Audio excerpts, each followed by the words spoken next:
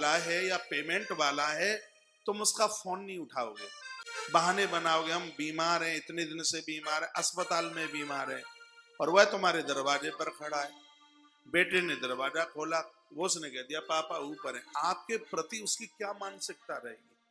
कोई दिक्कत है, परेशानी है, पेमेंट नहीं कर पा रहे हैं, अरे फोन खोलिए, उसको बोलिए कि ऐसी ऐसी स्थिति है। समझदार व्यक्ति मानेगा बिल्कुल, और वो तुम्हारी जो ईमानदारी है वो आपको इतनी बरकत देगी, आपको वहां पहुंचा देगी, आपकी इतनी इज्जत होगी।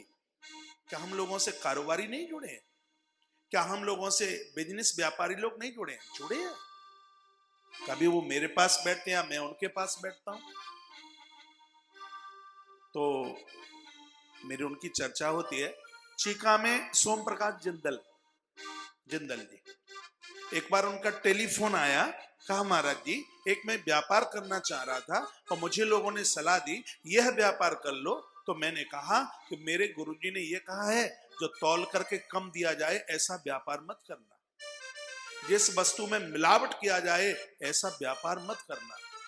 और मैंने उस व्यापार को स्वीकार नहीं किया। मैंने कहा तो रोटियों में कभी कमी नहीं आई। तो धर्म धन को बचाता है, और धर्म में सिर्फ मुंह से कह दिया धर्म, क्या है धर्म, ये भी तो बात पता होनी चाहिए। धर्म क्या है? धन को आप कैसे बचाएंगे?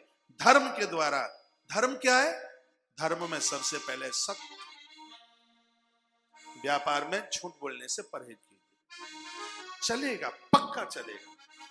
अब भाव में लीजिए, ज्यादा लीजिए, भाव में चलेगा। धर्म का पहला ही सूत्र है सत्य। मंदिर में, घर में आप माँ बाबू जी के सामने झूठ बोलोगे, कितने दिन तक टिकोगे? और सब छोड़ो, 7 भामर पढ़ने वाली पत्नी के सन्मुख आप झूठ बोलोगे, या देवियां पति के सामने झूठ बोलेंगे, और जब पोल खोलने पर क्या पोजीशन होगी? असत्य भाषी कहां चलेगा, वो कहां टिकेगा? उसके लिए तो गुरुजनों के यहाँ उसके लिए जगह नहीं, माँ बाबू जी के लिए वहां उसके लिए जगह नहीं है, पत्नी के लिए उसको जगह नहीं, ससुराल में उसको जगह नहीं, कहीं जगह है ही नहीं उसके लिए। तो इस धर्म के लिए सबसे पहले सत्यभाषी बनिए। व्यापार को बढ़ाने के लिए, वृद्धि के लिए, ग्राहक का हृदय जीतने के लिए सत्य। लोग दौड़ते हुए आएंगे कि वहां मिलावट नहीं होती, वहां चीटिंग नहीं होती, उस जगह पर लोग दौड़ के आए। सरकार आपको बहुत कुछ दे रही है, लोन की व्यवस्था कर रही है और तमाम व्यवस्थाएं कर रही है। देश को आगे बढ़ाने में व्यापारियों का बहुत बड़ा हाथ है।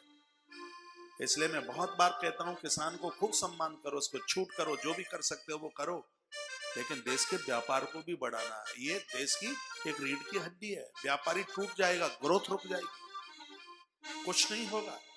व्यापारी बहुत टैक्स देता है, जिससे ये सब कुछ चलता है। मंदिरों में उनके द्वारा, जहां और भी तमाम ये संस्थाएं, प्राइवेट संस्थाएं काम कर रही हैं, उसमें क्या व्यापारियों का सहयोग नहीं? बहुत बड़ा सहयोग है। कर्मचारियों का सहयोग नहीं है? बहुत बड़ा सहयोग होता है। इस प्रकृति में जो यहां आया, यहां हर व्यक्ति का सहयोग है। तो क्या सुंदर सूत्र है। सबसे पहला है जिसका नाम है सत्य, ठीक है, और दूसरा अहिंसा, लड़िए मत। आपके यहाँ नौकर नहीं टिकेंगे। कोई सज्जन मुझे बोल रहे थे महाराज जी मेरे यहाँ ड्राइवर नहीं रुकता, मैनेजर नहीं रुकता, यहां तक चौकीदार नहीं रुकता। मैंने कहा सेठ जी ये सब कमी नौकरों में ही नहीं, थोड़ा अपने आप में भी। तब पत्नी ने कहा महाराज जी इतने चिड़चिड़े हैं, जाते ही दुकान पर सबको गाली देते हैं, तो कोई रुकेगा कैसे? मैं रुकने को तैयार नहीं हूं, लेकिन अब मुझे तो रुकना पड़ रहा है। वो बोलती तो सब कमियां और में ही नहीं है, थोड़ा अपने आप को भी तो देखें, अपने आप को बदलें। तो यहाँ हिंसा, अपना स्वभाव ठीक कर लीजिए, हिंसात्मक स्थिति ना हो, नकारात्मक ऊर्जा को खत्म कीजिए। आपका धर्म बढ़ेगा, और धर्म बढ़ेगा तो धन बढ़ेगा। आचार्य चाणक्य कहते हैं कि धन की रक्षा होगी।